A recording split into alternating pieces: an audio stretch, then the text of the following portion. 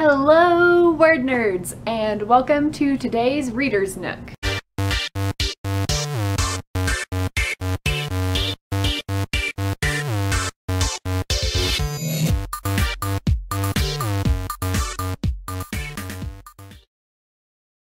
Alright, so you might remember that I did a Reader's Nook video right before the hiatus started. And at that point, I had a pretty big stack of books that I was trying to read and having a lot of trouble getting through. So since it's been a little while since my last Reader's Nook video, I thought I would just update you a little bit on what happened with those books and what I'm reading now. Something I've realized over the years when I've had trouble finishing books is that sometimes I need to just give up for a little bit. Actually, giving up sounds terrible. Let's rephrase it as take a break.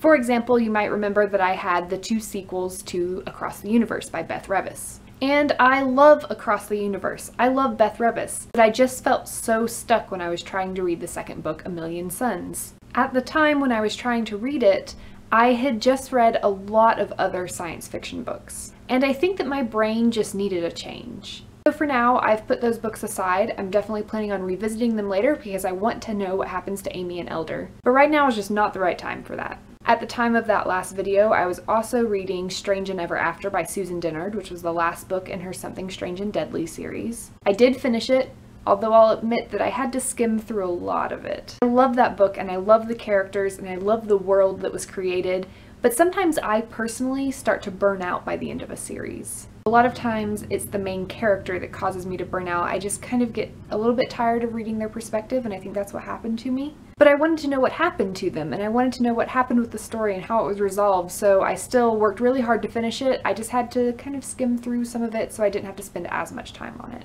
And maybe one day when I'm a little bit more refreshed and I have a little bit more distance from the series, I can go back and read it more in depth.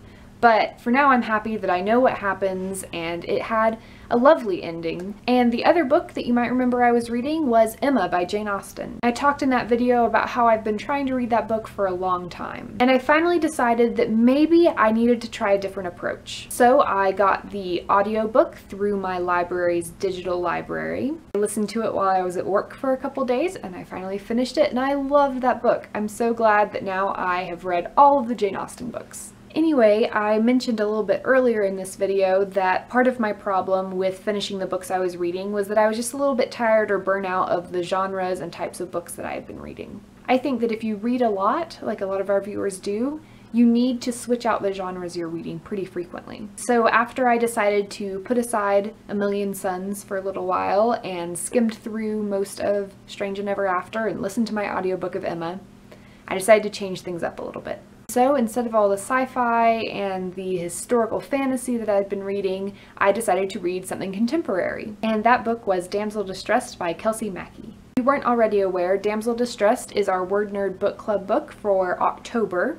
And oh my goodness, it is such a good book. Kelsey has done such a great job of creating a character who has so many flaws, but is still so lovable and you're rooting for her the whole time. Honestly, I loved so many of the characters. There were quite a few that were not what I was expecting. I'll go into more detail on my opinions of Danzel Distressed, and they're pretty much all positive, in our book club chat next month, so I will save the rest of it for later because I don't want to spoil it for you guys. But definitely pick it up when it comes out next month. And one of the great things about Danzel Distressed is that it kind of helped kick me back into a reading mode, and I've read quite a few books since then. One of the things that I read was the entire Selection Trilogy by Kira Cass. I have been putting this one off for a while, and I'm glad I finally read it. It was really refreshing. I've read a lot of books lately that were kind of deep and complex and had really interesting themes, which is really great, but sometimes you need something a little bit more simple, and this series did that for me. At its heart, the Selection Trilogy is a romance. I mean, you've probably heard it described as a dystopian bachelor,